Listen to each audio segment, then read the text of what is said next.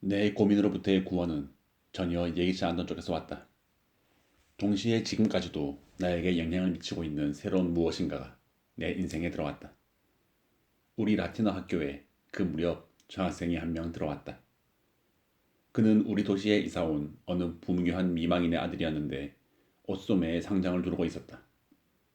그는 나보다 한 해 윗반에 다녔고 나이도 몇 살 더 많았다. 그러나 모든 사람들의 경우와 마찬가지로 머지않아 나 또한 그에게 주목하게 되었다. 이 묘한 학생은 외양보다 훨씬 더 나이가 들어 보였으며 누구에게도 소년의 인상을 주진 않았다. 우린 어린 소년들 사이에서 그는 어른처럼 혹은 신사처럼 색다르고 능숙하게 행동했는데 호감을 사지 못했다. 그는 놀이에 끼지도 않았고 더욱 이 싸움에는 일절 가담하지 않았다. 다만 선생님에게 맞서는 그의 늠름하고 단호한 음성만은 다른 아이들의 마음을 끌었다. 그의 이름은 막스 데미안이었다. 우리 학교에서는 때때로 있는 일로 어느 날 우연히 무슨 이유인지는 모르나 매우 큼직한 우리 교실에 한 학급이 더 들어오게 되었다. 그것은 데미안의 반이었다. 우리 하급생은 성서 이야기를 들었고 상급생들은 장문을 지어야 했다. 우리가 카인과 아벨의 이야기를 주입하고 있는 동안 나는 자주 데미안을 넘겨다 보았다. 그의 얼굴은 특이하게 나를 매혹시켰으며 난 이 영리하고 밝고 비범하게 긴장된 얼굴이 주의 깊게 그리고 총명스럽게 자기의 공부에 몰두하고 있는 것을 보았다. 그는 과제를 하는 학생 같지 않고 독자적인 문제를 추구하는 연구가처럼 보였다. 엄밀히 말해서 그는 내게 호감을 주지 못했다. 오히려 나는 어떤 방아순간도 같은 것을 그에 대하여 느꼈다. 그는 나에 비해 너무나도 초연하고 침착했다. 그의 태도는 지나치게 도전적일 정도로 자신만만했고 그의 두 눈은 성인의 표정을 지니고 있었으며 다소 슬픈 듯 하면서도 냉소의 빛을 그 안에 지니고 있었다. 그럼에도 나는 끊임없이 그를 쳐다보지 않을 수 없었다. 그에게 호감을 느낀 것 같기도 하고 아닌 것 같기도 했다. 그러나 그가 한번 나를 힐끔 쳐다보기 무섭게 나는 깜짝 놀라 시선을 돌려보려곤 했다. 그가 그 당시 학생으로서 어떻게 보였는지 지금에 와서 곰곰이 생각해보면 나는 다음과 같이 말할 수 있다. 그는 모든 점에서 다른 아이들과 달랐고 확연한 특징과 개성을 지니고 있었기 때문에 이목을 끌었던 것이라고. 그러나 동시에 그는 남의 눈에 띄지 않으려고 나름대로 애썼다. 마치 농부의 아이들 사이에서 그들과 마찬가지로 보이려고 애쓰는 변장한 왕자 같은 옷차림을 하고 또 행동도 그렇게 했다. 학교에서 집으로 돌아오는 길에 그가 내 뒤에서 걸어왔다. 다른 아이들이 흩어져 버리자 그는 내 곁으로 와서 인사를 했다. 그때 그의 인사는 우리를 흉내내긴 했으나 그럼에도 너무나 어른스러웠고 점잖았다. 함께 가도 되겠니? 그는 다영스럽게 물었다. 나는 기뻐서 고개를 끄덕였다. 그리고 나서 내가 어디에 살고 있는가를 그에게 말해 주었다. 아, 거기. 그는 미소를 지으면서 말했다. 그 집이라면 벌써 알고 있지.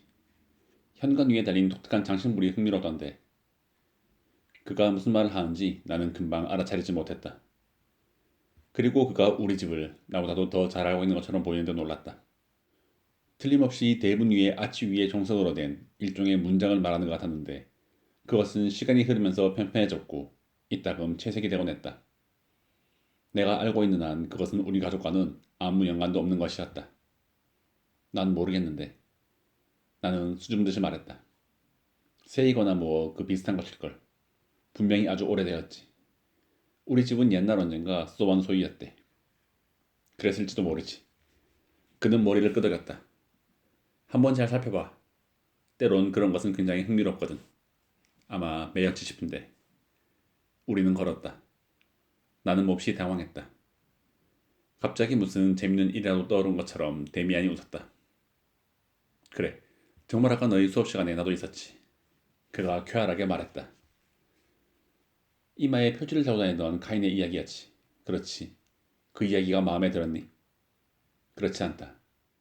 우리가 배워야 하는 모든 것들 중에서 그 어느 것이건 나의 마음에 드는 것은 드물었다. 그러나 감히 그렇다고 말할 수는 없었다. 어른과 함께 이야기를 하고 있는 것 같았기 때문이었다. 그래서 그 이야기가 썩 마음에 들었다고 나는 말했다. 데미안이 내 어깨를 두드렸다. 나를 속일 필요는 없어, 이 친구야.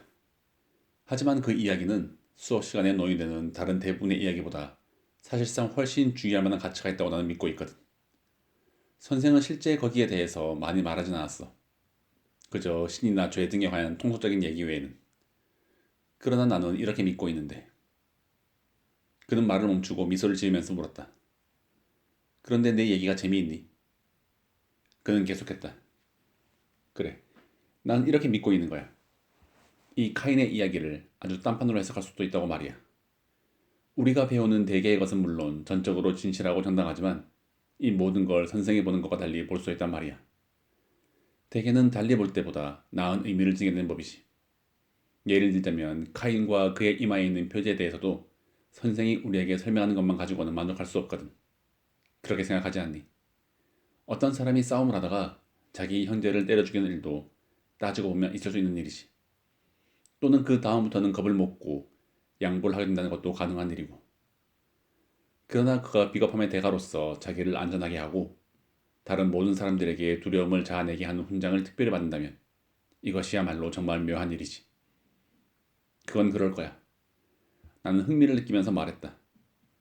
그 문제가 나를 매혹하기 시작했던 것이다. 하지만 어떻게 우리가 그 이야기를 달리 설명할 수 있을까? 그는 내 어깨를 쳤다. 아주 간단하지. 여기에서 문제가 되고 이야기의 실마리가 되는 것은 그 표지였거든. 다른 사람에게 두려움을 주는 무언가를 얼굴에 지니고 있는 사람이 있었다고 하자. 누구 하나 감히 그를 건드리는 사람은 없었고 그는 그의 자식과 더불어 그들에게 공경의 마음을 일으켰단 말이야. 아마도, 아니 분명히 우표에 찍힌 소인 같은 표지가 정말로 이마에 있었던 것은 아닐 거야. 세상에 그런 심한 일은 거의 없는 법이니까. 지각할 수는 없지만 무서운 무엇인가가 있었고 사람들이 익숙히 보아한 것보다 눈초리에 약간 더 많은 지혜와 대담성이 길들여 있었겠지. 이 사람은 힘을 가졌고 사람들은 이 사람을 두려워했던 거야. 그것이 그가 표지를 가지게 된 내력이야. 사람들은 그것을 제 마음대로 설명할 수가 있었지. 그런데 이 사람들이란 것은 언제나 자기들에게 편리하기를 바라고 자기를 정당화시켜 하는 법이거든. 사람들은 카인의 자식들을 두려워한 거야. 그들이 표지를 달고 있기 때문이었지. 그리하여 사람들은 이 표지를 사실 그대로, 즉 하나의 특성으로 해석하는 것이 아니라 그와는 반대로 해석했다란 말이야. 이 표지가 있는 놈은 무섭다고 사람들은 말했고 또 사실상 그러했거든. 용기와 개성을 지닌 사람은 다른 사람들에겐 언제나 몹시 무서운 법이니까. 두려움을 모르는 자와 무서운 일가족이 방황하고 다닌다는 것은 매우 불편한 일일 거야. 그러므로 이제 사람들은 이 일가족에 대해 보복을 하고 참아야 했던 온갖 무서움에 대해서 안갚음하기 위해서 하나의 별명과 전설을 만들어서 붙였던 거란 말이야. 알아듣겠니? 응. 다시 말하면 카인이 정말, 그래, 하나도 나쁘지 않았단 말이지. 그리고 성서에 나오는 이야기의 전부가 애당초 전혀 사실이 아니란 거지. 그렇기도 하고 그렇지 않다고도 할 수 있지. 아주 오랜 옛날 태고적 이야기일수록 사실이지. 하지만 그것들은 언제나 사실 그대로 기록되고 정당하게 해석되어 있다고는 볼 수가 없단 말이야. 간단히 말해서 나는 카인이 뛰어난 사람이라고 생각하는 거야. 단지 사람들이 그에 대해서 겁을 먹고 있었기 때문에 그러한 이야기를 그에게 지어준 거란 말이야. 이런 이야기는 단순한 소문, 사람들이 다니며 짓거리되는 허무맹랑한 말에 불과한 거야. 다만 카인과 그의 자식들이 정말 일종의 표지를 달고 다녔고 다른 일반 사람들과는 딴판이었다는 것만은 사실이라고 봐. 나는 매우 놀랐다. 그럼 때려 죽였다는 이야기도 전혀 사실이 아니라고 믿어. 나는 감동이 되어 이렇게 물었다. 아, 물론 사실이지. 분명히 그건 사실이야. 강자가 약자를 때려 죽였던 거지. 정말로 형제를 죽였냐 하는 데 대해서는 의심할 여지가 있지만 그건 중요한 일이 아니야. 결국 모든 사람들은 형제이니까. 따라서 강자가 약자를 때려 죽인 것에 불과하단 말이야. 아마도 그것은 영웅적인 행동이었는지도 모르고 그렇지 않았을지도 몰라. 그러나 하여간 다른 약자들은 이제 겁을 잔뜩 집어먹게 되었단 말이야. 그들은 몹시 한탄했지. 그러니 누가 그들에게 왜 너희는 간단히 놈을 해치우지 않느냐 라고 물을 것 같으면 그들은 우리가 비겁한 자들이기 때문에라고 하는 것이 아니라 이렇게 말하지. 할 수가 없단 말이야. 그놈은 표지를 달고 있으니. 산이 놈에게 표지를 달아주었거든. 대략 이렇게 해서 그 황당무계한 이야기가 날조되었을 거야. 아, 참. 너무 오래 붙들어 주었구나. 그럼 안녕. 그는 나를 혼자 남겨둔 채 알트골목으로 꺾어져 들어갔다. 나는 이제까지보다 한층 더 어리둥절해졌다. 그가 가버리자마자 그가 말한 모든 것이 전혀 믿어지지 않는 일로 여겨졌다. 카인이 고상한 사람이고 아벨이 겁쟁이라니. 카인의 표지가 특성이라니. 그것은 조리가 맞지 않으며 신에 대해 불경한 일이고 방종한 일이다. 그렇다면 어느 곳에 사랑하는 신은 계셨단 말인가? 신께서 아벨의 재물을 받아들이지 않으셨던가? 신은 아벨을 사랑하지 않으셨단 말인가? 아니다. 어리석은 이야기다. 데미안이 나를 놀리고 함정에 빠뜨리려고 한 것이라고 난 추측했다. 정말이지 재치 있는 친구란 말이야. 게다가 말한 솜씨도 대단하고. 그렇지만 그렇게 아니다. 평소에 나는 단 한 번도 성서 이야기나 혹은 그 어떤 다른 이야기에 대해서 그렇게 되씹어 생각해 본 적이 없었다. 그리고 또 오래전부터 몇 시간 동안 혹은 저녁 내내 아주 씻은 듯이 프란스 크로머를 잊어본 적도 아직 한 번도 없었다. 나는 집에 대해 다시 한번 성서에 적혀있는 대로 그 이야기를 정독해 보았다. 그것은 간단 명료했다. 그리고 그곳에서 특별히 수온 해석을 찾아낸다는 것은 미친 일이었다. 그렇다면 모든 살인자들이 자기가 신의 총알하고 고날 수 있어야 할 것이다. 아니다. 그것은 미친 소리다. 마음에 든 것은 오로지 데미안이 만사는 자명하다는 듯이 그렇게 쉽고 훌륭하게 더구나 그런 눈초리로 이야기하는 그 방법뿐이었다. 사실 나 자신도 무언가 정돈되어 있지 않은 상태였고 어떤 면에서는 매우 불쌍하기도 했다. 나는 밝고 청순한 세계에 살고 있었으며 나 자신이 아벨의 일종이 됐던 것이다. 그런데 지금 나는 너무나도 깊숙이 다른 것 속에 끼어 있었으며 굴러 떨어져서 헤어나지 못하고 가라앉은 것이었다. 그럼에도 분명히 그것은 나 혼자만의 허물은 아니었다. 그럼 어떻게 해서 그렇게 되었단 말인가? 그렇다. 순간 갑자기 나의 내부에서 한 가지 회상이 비쳐들어 하마터면 숨이 막힐 뻔했다. 현재 내 불행이 비롯되었던 그 불쾌한 밤에 나는 잠시 동안 아버지와 그의 밝은 세계와 지혜를 단번에 통찰할 양 멸시했던 것이다. 그렇다. 그때 나 자신은 카인이었고 또 표지까지도 달고 있었다. 그 표지는 수치가 아니라 표창이며 또 나는 악과 불행을 통해서도 나의 아버지보다도 그 어떤 선인이나 경건한 사람들보다도 우월하다고 생각했던 것이다. 물론 내가 그 당시 그 일을 체험했을 때에는 이런 생각이 저런 명확한 사고의 형태를 갖추고 있던 것은 아니다. 하지만 이 모든 것이 그 속에 포함되어 있었다. 그것은 나를 슬프게 하고 그럼에도 나로 하여금 긍지로 충만케 했던 감정과 이상스러운 흥분이 일시에 타올랐던 것이다. 돌이켜보건대 그 얼마나 이상스럽게 데미안은 대담한 사람과 겁쟁이에 대해서 이야기를 했던가. 그 얼마나 야릇하게 그는 카인의 이마에 있는 표지를 설명하려 했던가. 그의 눈이, 성인의 그것과 같은 이상한 눈이 그때 어떻게 반짝였던가. 그러자 다음과 같은 일이 내 머리를 혼란스럽게 스쳐 지나갔다. 데미안 자신이야말로 카인 같은 존재가 아닐까. 만일 자기 자신이 그를 닮았다고 느끼지 않았다면 왜 그는 카인을 옹호한 것일까? 왜 그는 그러한 힘을 눈초리에 지니고 있는 것일까? 본래 경건하고 신의 마음에 드는 다른 사람들, 즉 그 겁쟁이들에 관해서 왜 그는 그처럼 비아냥거리듯이 이야기를 한 것일까? 나는 이 생각에 결론을 낼 수가 없었다. 한 개의 돌멩이가 샘에 떨어졌고 그 샘이야말로 나의 어린 영혼이었던 것이다. 한동안 매우 오랫동안 카인과 살인, 그리고 표지에 관한 문제는 인식과 의혹, 비평에 이르는 나의 시도의 기점이었다. 나는 다른 학생들도 역시 데미안에게 퍽이나 관심이 있음을 눈치챘다. 카인의 이야기에 관한 나는 아무에게도 말하지 않았다. 그러나 그는 역시 다른 아이들의 흥미를 끌고 있는 것 같았다. 이 전입생에 대해 많은 소문들이 퍼져 있었다. 만약에 내가 그것들을 전부 알았더라면 그것들은 모두 그를 속속들이 밝혀주었을 것이고 그 소문들 또한 쉽사리 풀이되었을 것이다. 그러나 내가 알고 있는 것은 데미안의 어머니가 매우 부유하다는 것과 그의 어머니는 절대로 교회에는 가지 않으며 그 아들도 역시 그러다는 것뿐이었다. 어떤 이들은 그들이 유대인이라고 주장했다. 또 그들이 비밀을 지키는 회도교라는 설도 있었다. 나아가서는 막스 데미안의 체력에 관해서도 말들이 많았다. 싸움을 걸었다가 그가 거절하자 그를 겁쟁이라고 불렀던 자기만의 최강자를 무섭게 굴복시켜 놓았음은 확실했다. 그 자리에 있었던 학생들이 말하기를 데미안은 단지 한쪽 손만으로 그 소년의 팔목을 잡고 비틀었는데 그 소년은 참혹하게 빌려서는 슬금슬금 사라져버렸으며 며칠 동안이나 팔을 사용하지 못했다는 것이다. 비록 하루 저녁 동안이었으나 그가 죽었다는 소문이 나기까지 했다. 이 모든 일이 얼마 동안 주장되고 믿어지곤 하였다. 그리고 이 모든 것은 흥분과 경탄을 자아냈다.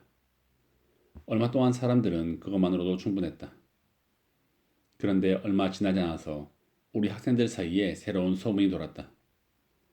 그 소문은 데미안이 여자애와 사귀고 있으며 모든 것을 다 알고 있다는 것이었다. 그러는 사이에도 나와 프란츠 크로머와의 문제는 계속 불가피하게 길을 걸어 나가고 있었다.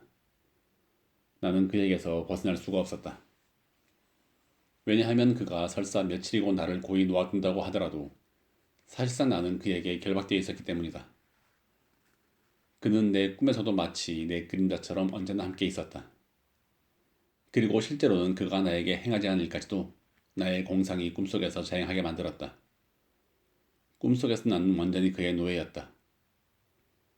나는 현실에서보다 꿈속에서 더 많이 살았으며 이 그림자로 인하여 힘과 생기를 잃어버리는 것이었다.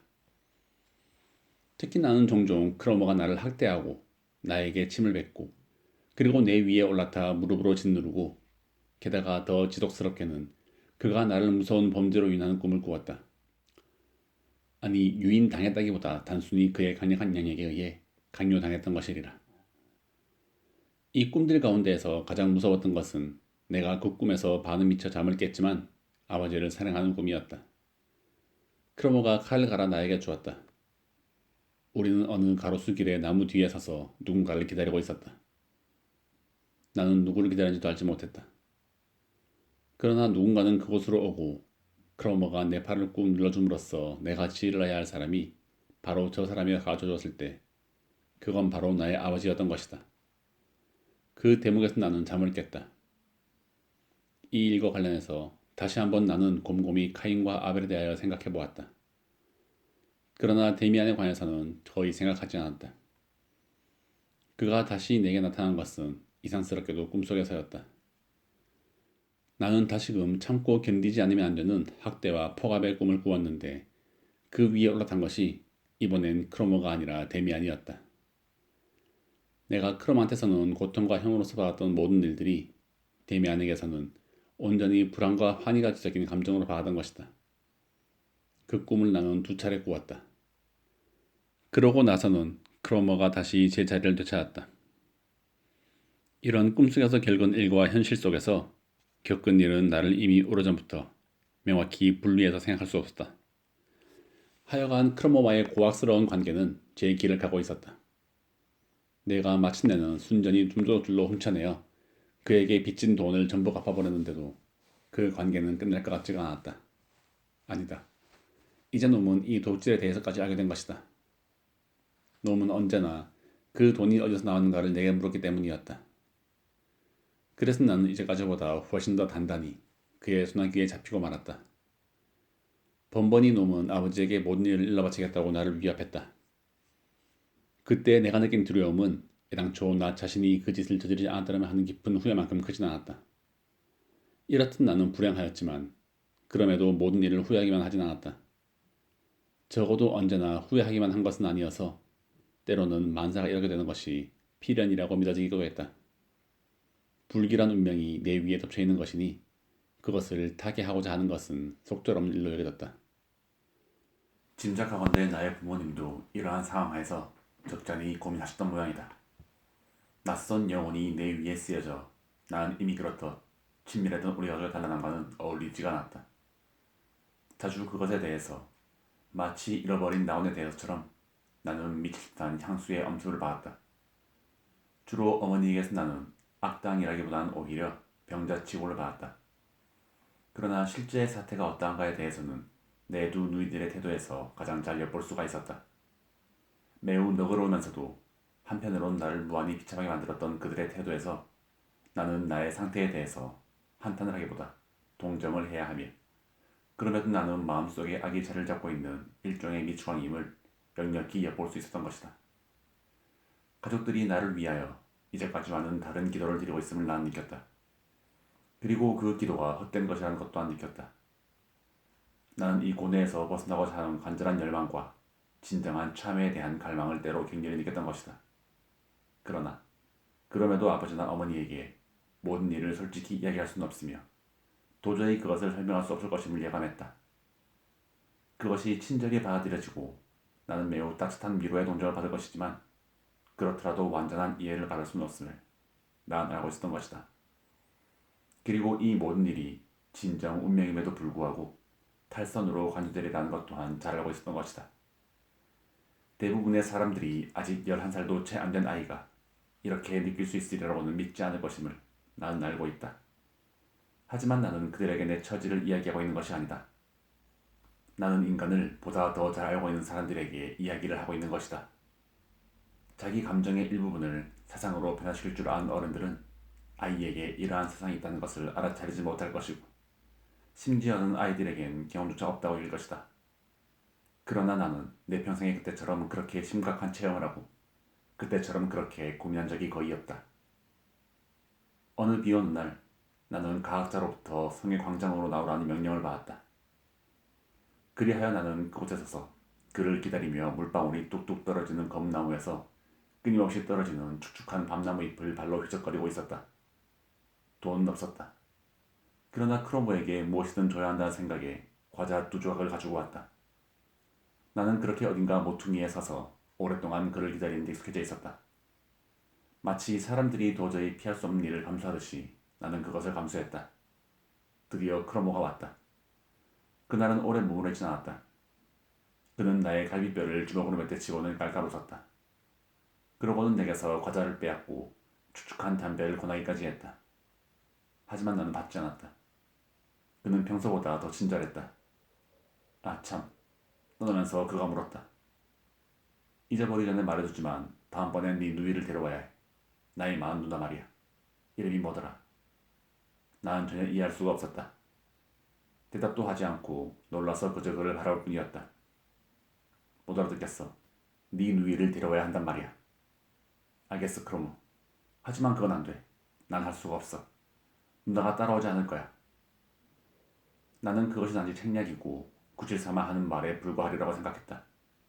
그는 이따금 그런 짓을 잘했다. 불가능한 일을 요구해서 나를 놀라게 하고 나를 굴복시키고는 그 다음에 서서히 거래를 하기 시작하는 것이다. 그러면 나는 약간의 돈이나 혹은 다른 선물로 자유를 되찾지 않으면 안 되었다. 그런데 이번엔 얼딴판이었다. 내가 거절하는데도 전혀 성을 내지 않았다. 그래, 그는 건성으로 말했다. 잘 생각해두란 말이야. 네 누이와 사귀고 싶다는 거야. 언젠가 그런 기회가 있겠지. 넌 그저 누이를 산책에 데리고 나오기만 하면 돼. 그러면 내가 거기에 갈 테니까. 내일 내게 편을 불게. 그때 다시 한번 이 일을 의논하자. 그가 가버리자 갑자기 그의 요구가 뭘 따른지 다소나마 짐작이 갔다. 난 아직 완전한 어린애였다.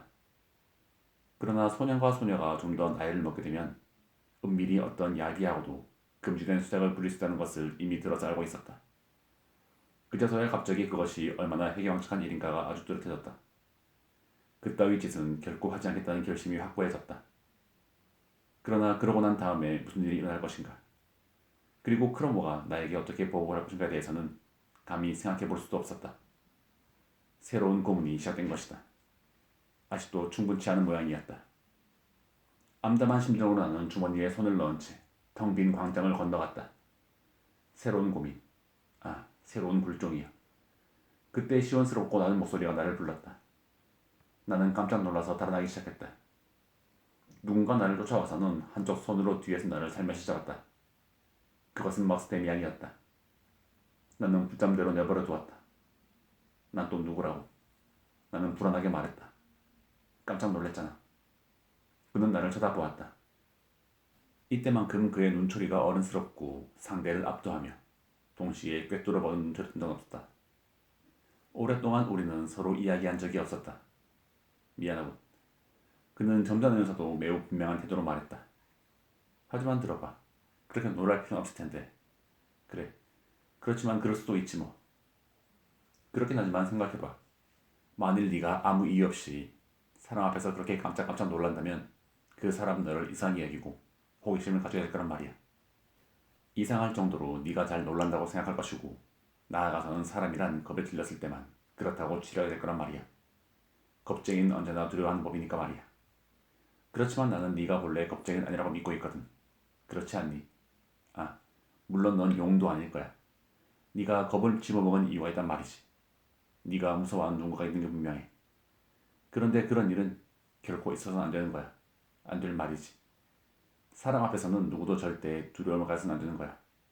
내 앞에서야 물론 그럴 리 없겠지. 아니니. 아니야. 조금도 그렇지 않아. 그렇겠지. 하지만 네가 두려워하는 사람이 있지. 난 모르겠어.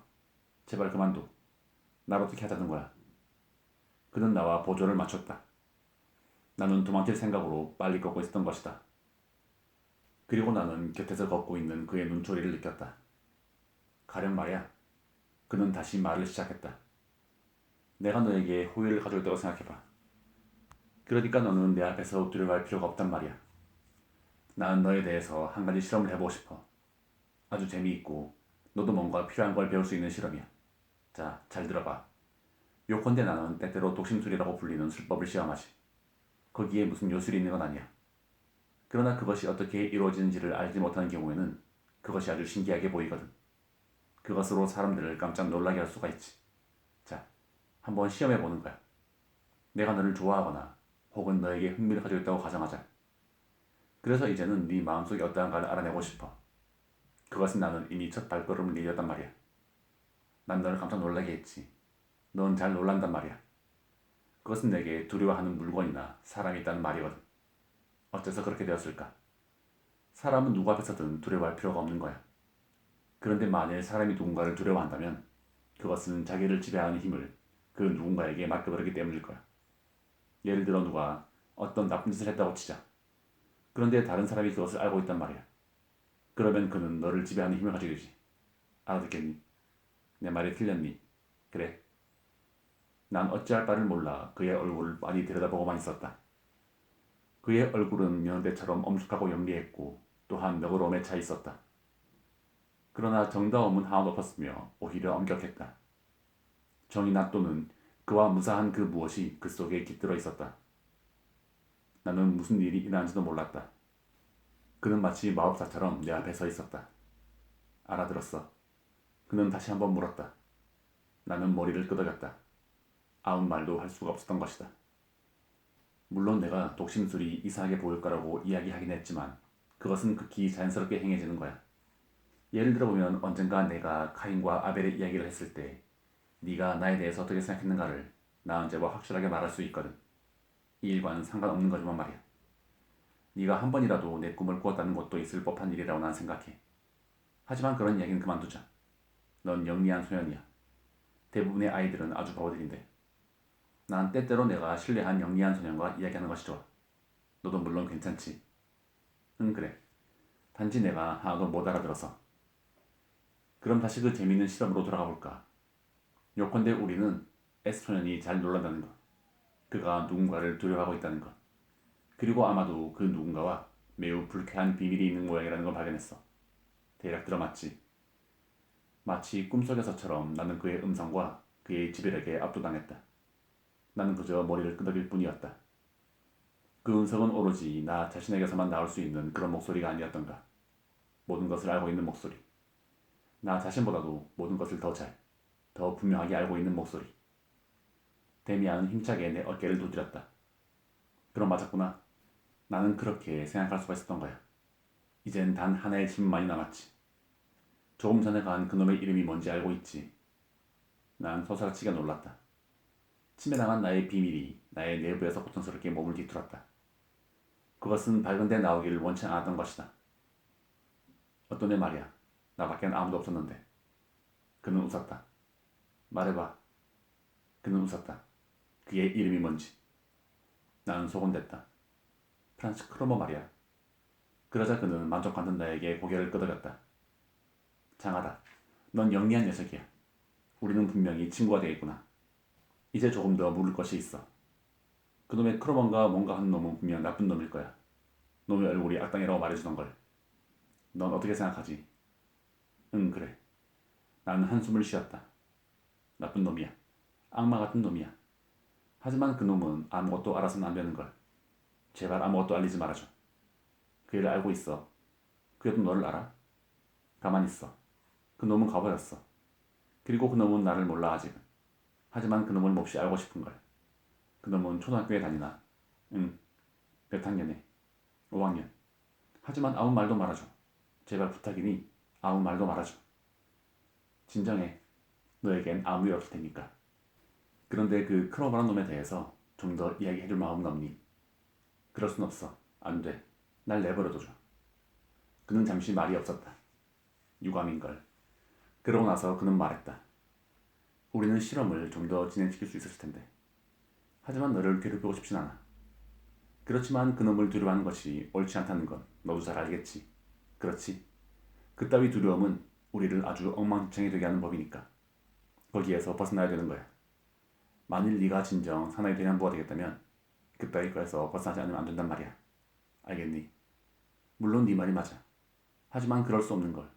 넌 몰라. 네가 생각하는 것보다 더 많이 내가 알고 있다는 걸 봤겠지. 그 녀석에게 돈이라도 빚졌니? 응, 그것도 그래. 그렇지만 그것이 제일 큰 문제는 아니야. 그건 말할 수 없어. 말할 수 없다고. 만일 그 녀석에게 빚진 만큼의 돈을 내가 너에게 준대도 소용이 없을까? 얼마든지 내게 줄 수 있어. 아니야, 아니라니까. 그런 일이 아니야. 부탁이야. 아무에게도 그 일은 말하지 말아줘. 한마디도. 나를 불행하게 할 거야. 날 믿어, 싱클레어. 네 비밀을 언젠가는 내게 말하게 될 거야. 절대로, 절대로. 나는 황급히 외쳤다. 좋을 대로 하렴. 난 다만 나중에라도 내게 더 자세히 말해줄 날이 있으리라 생각하고 있을 뿐이야. 물론 자발적으로 말이야. 내가 크로모처럼 그런 짓을 하리라고는 설마 생각하지 않겠지. 물론 그렇지 않아. 하지만 넌 그 일에 대해 아무것도 모르는 걸. 물론 그렇지. 나는 그저 그것에 대해서 생각하고 있을 뿐이야. 그리고 나는 결단코 크로모함과 같은 짓은 하지 않을 거야. 믿어줘. 넌 내게 아무런 빚진 게 없잖아. 우리는 한참 동안 말이 없었다. 난 차츰 진정되었다. 그러자 데미안이 알고 있다는 것이 나에게 점점 더 수수께끼가 되어가는 것이었다. 이제 집에 가야겠어. 라고 말하고 그는 빗속에서 털예물을 바짝 여미었다. 기왕 여기까지 이야기한 김에 한 가지만 더 말하고 싶어. 너는 그 녀석에게서 벗어나야 된단 말이야. 전혀 다른 도리가 없거든. 놈을 때려 죽여버려. 네가 그렇게 한다면 나는 기쁠 거야. 또 너를 도울 거고. 나는 새로운 불안에 사로잡혔다. 카인의 이야기가 다시금 불현듯 떠올랐던 것이다. 나는 몸서리가 쳐졌다. 그래서 조용히 울기 시작했다. 너무나도 소름 끼치는 일들이 나를 에워싸고 있었기 때문이었다. 그럼 좋아. 막스데미안이 미소를 지었다. 집으로 가렴. 우린 틀림없이 해치우게 될 거야. 때려 죽이는 것이 가장 간단한 일이지만 그러한 문제에 있어서는 언제나 가장 간단한 것이 최선의 방법이거든. 네가 네 친구 크로머 따위의 소나기에서 놀아봐야 좋을 게 없단 말이야. 나는 집으로 왔다. 마치 1년 동안이나 나가 있었던 것처럼 여겨졌다. 모든 것이 달라져 보였다. 나와 크로머와의 사이에는 미래와도 같은, 희망과도 같은 그 무엇이 들어와 있었다. 나는 더 이상 혼자가 아닌 것이다. 그리고 이제야 겨우 몇 주간이나 혼자 비밀을 안고 내가 얼마나 몸서리치도록 외롭게 지내는가를 알았다. 그러자 곧 내가 여러 번 곰곰이 생각한 적이 있었던 일이 떠올랐다. 그것은 부모님 앞에서 참회를 하는 것이 나의 괴로움을 가볍게 해줄지언정 나를 완전히 건져주지는 아니라는 생각이었다. 지금 나는 다른 사람에게, 다른 낯선 사람에게 하마터면 참회를 할 뻔했다. 그러자 곧 구원의 예감이 마치 강렬한 방향처럼 나에게 날아왔다. 나의 불안은 그 후에도 여전히 오랫동안 극복되지 않았다. 나는 적과의 길고 무서운 싸움을 각오하고 있었다. 그러므로 만사가 그렇듯 평온하며 그렇듯 지나치지 않은 채로 조용하게 지나가는 것이 나에겐 더욱더 신기했다. 우리 집 앞에서 들리던 크로모의 휘파람 소리는 하루가 지나고 이틀, 사흘, 일주일이 지나도록 들리지 않았다. 나는 도저히 그 사실을 믿을 수 없었다.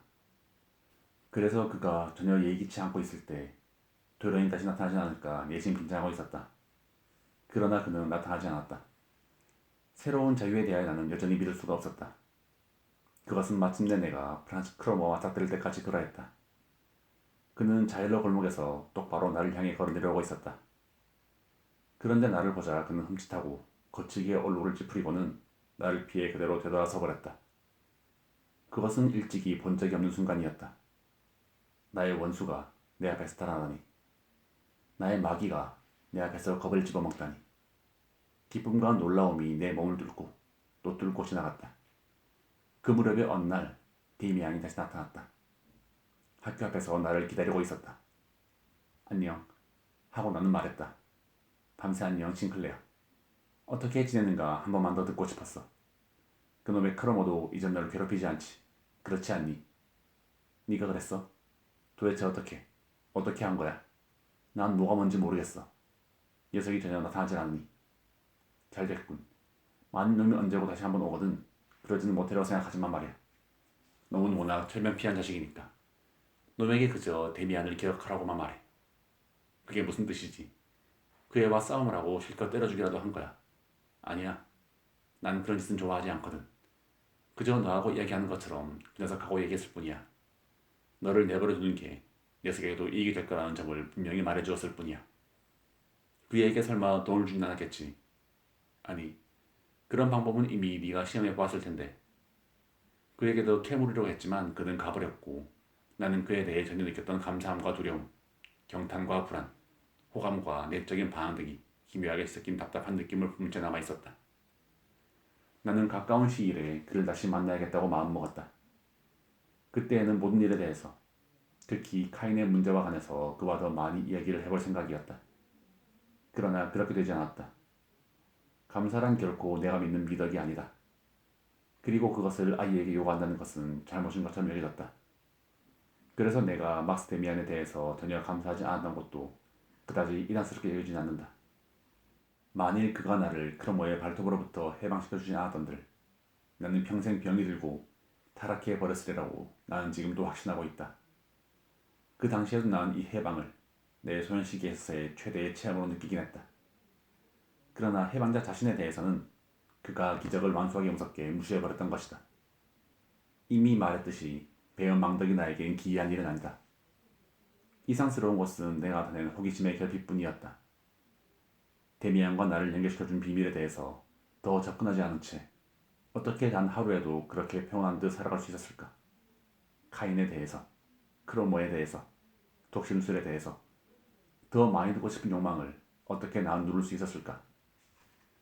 그 일에 대해서는 거의 이해가 가지 않는다. 그렇지만 사실이 그러함을 어쩌랴. 나는 갑자기 악마의 그물에서 해방되었음을 알았고 다시금 세계가 밝고 즐겁게 내 앞에 놓여있음을 보았던 것이다. 더 이상 불안의 발작이나 숨막힐 듯한 가슴의 고통에 시달리지 않아도 되었다. 질곡은 풀리고 더 이상 나는 가책을 받는 죄수가 아니었다. 다시 전과 마찬가지의 학생이 된 것이다. 나의 천성은 될 수 있는 대로 빨리 균형과 평온 속으로 되돌아오려고 했었다. 그리하여 무엇보다도 온갖 진전이 난 일들과 위협적인 일들을 떨쳐버리고 그것들을 잊는 데 전력을 기울였다. 그리하여 나의 죄와 공포의 길고 긴 역사는 눈에 띄는 그 무슨 흔적이나 인상 하나이 없이 놀랍도록 빨리 내 기억에서 미끄러져 나갔다. 뿐만 아니라 내가 나의 조력자와 구원자를 똑같이 빨리 잊어버리고 있었다는 사실도 지금은 이해할 수가 있다. 내 저주받은 비탄의 계곡에서 크로모의 몸소에 젖은 예 속에서 나는 상처난 영혼의 모든 충동과 모든 힘을 다해서 일찍이 내가 행복하였고 만족스러웠던 그곳으로 도망쳐온 것이었다. 다시 열린 잃었던 낙원으로, 아버지와 어머니의 밝은 세계로, 누이들에게로, 청순한 향기와 아벨에 대한 신의 총애에게로 난 다시 도망쳐왔던 것이다. 데미안과 짤막한 대화를 주고받은 다음 날 내가 다시 찾은 자유에 대해서 마침내 충분한 확신을 얻고 그것이 다시 뒷걸음칠 염려가 없게 되었을 때 나는 그렇게 자주 열일을 소원했던 그 일을 했다. 참여를 한 것이다. 나는 어머니에게로 가서 열쇠가 부수어지고 돈 대신에 장난감 지폐로 채워지는 저금통을 보였다. 그리고 얼마나 오랫동안 자신의 죄로 인하여 못된 가학자에게 얽매있었던가를 이야기했다. 어머니는 전부 이해하지 못했지만 그 저금통과 나의 달라진 눈빛을 보고 나의 달라진 목소리를 듣고 내가 회복이 되어 다시 당신에게로 돌아왔음을 느끼셨던 모양이었다. 그래서 나는 한껏 흥분된 감정으로 내 복귀의 축제를 열고 탕하의 귀양식을 행했다. 어머니께서는 나를 아버지에게 데려가셨으며 이야기가 되풀이되고 질문과 경탄의 소리가 요란스럽더니 아버지와 어머니는 나의 머리를 쓰다듬어 주셨고 오랫동안의 마음고생에서 벗어나 비로소 안도의 한숨을 내쉬었다. 만사가 멋있었고 이야기 같았으며 기가 막힌 조화 속에 녹아들었다. 나는 이제 진정한 정열을 가지고 이 조화 속으로 도망쳐 들어갔다. 평화와 부모님의 신뢰를 되찾았다는 데 대한 만족감은 아무리 강조해도 모자랐다. 나는 모분적인 아들이 되었으며 옛날보다 더 누이들과 잘 놀고 기도를 드릴 때에는 구원을 얻은 자와 회개한 자의 환희에 찬 감정으로 내가 좋아하는 옛날 노래를 함께 불렀다. 그것은 진심에서 우러난 행동이었으며 하등의 거짓도 없었다. 그런데도 완전히 안정을 찾은 것은 아니었다. 따라서 내가 데미안에 대한 망각을 사실대로 설명할 수 있는 점이 바로 여기에 있는 것이다. 나는 그에게 참여를 했어야 했다. 그 참여는 그럴듯하고 감동적이진 않았겠지만 나로서는 더욱 풍성한 결과를 얻었을 것이다. 지금 나는 나의 온 뿌리로 옛날에 나군가도 갔던 그 세계에 달라붙어 있다. 집으로 돌아왔고 자비로 받아들여졌다. 그러나 데미안은 결단코 이 세계에 속해 있지 않았고 이 세계에 어울리지도 않았다. 물론 그는 크로모와는 달랐으나 그래도 그 또한 유혹자이며 나로 하여금 두 번째의 나쁜 세계와 연을 맺도록 했던 것이다. 그런데 나는 그것에 관해서는 이제 영원히 하고 싶지 않았다.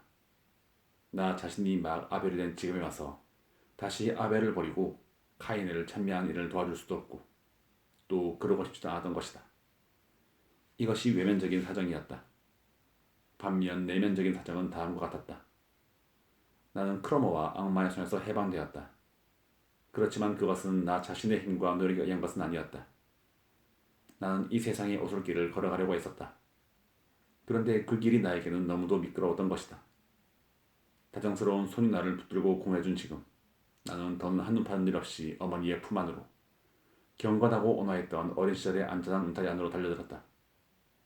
나는 실제보다 더 어리고 더 순종적이고 더 아이답게 행동했다. 크로모의 예속을 나는 새로운 예속으로 바꿔치 않으면 안 되었다. 왜냐하면 나는 혼자서 걸어갈 수 없었기 때문이었다. 그래서 맹목적인 마음으로 아버지와 어머니의 옛적에 사랑스러웠던 밝은 세계의 예속을 택했던 것이다. 물론 나는 그것이 유일한 세계가 아님을 이미 알고 있었다. 만일 내가 이렇게 하지 않았다면 나는 데미안을 의지하고 그에게 나를 맡기지 않으면 안 되었을 것이다. 내가 그렇게 하지 않았다는 사실은 그 당시 나에게 그의 이상스러운 사상에 대한 불신이 있었기 때문인 것처럼 보였다. 그러나 사실은 두려움 이외에 아무것도 아니었다. 왜냐하면 데미안은 나에게 부모님이 요구한 것보다 더 많은 것을, 훨씬 더 많은 것을 요구했을 것이고 채찍질과 경고, 조롱과 풍자로 나를 보다 더 자주적인 자로 만들도록 노력했을 것이다. 오늘에서야 나는 그것을 알았다. 인간에게는 이 세상에서 자기 자신에게로 이끄는 길을 가는 것보다 더 어려운 일은 없다는 것은. 그럼에도 불구하고 약 반년쯤 뒤에 이 유혹에 대항할 길이 없어서 산책을 하러 나갔을 때 나는 아버지에게 많은 사람들이 아벨보다 카인을 좋은 사람이라고 설명하는 것에 대해서 어떻게 생각할 것인가를 물었다. 아버지는 매우 놀라서 나에게 그것은 전혀 새로울 게 없는 견해라고 설명해 주셨다. 그것은 이미 원시 그리스도교 시대도 있었고 여러 종파에서 전도되었는데 그 종파들 가운데 하나를 카인교파라고 불렀다는 것이다. 그러나 물론 이 미치광이 교인은 우리의 믿음을 파괴하려는 악마의 유혹 이외에 아무것도 아니다. 왜냐하면 만일 사람들이 카인의 올바름을 믿고 아벨의 부정을 믿는다면 신이 잘못 생각하신 것이고 따라서 성서의 신은 올바르고 유일한 신이 아니라 그릇된 신이라는 결론이 나오기 때문인 것이다. 실제에 있어서 카인교파들은 역시 그와 유사한 것을 가르치고 설교했을 것이다. 그러나 이 교도는 먼 옛날의 인간 세계에서 사라져 없어져 버렸다. 아버지께서는 나의 학교 친구가 그것에 대한 이야기를 들었다는 사실이 이상스러우며 그런 생각은 단연코 버려야 한다고 진지하게 경고하셨다.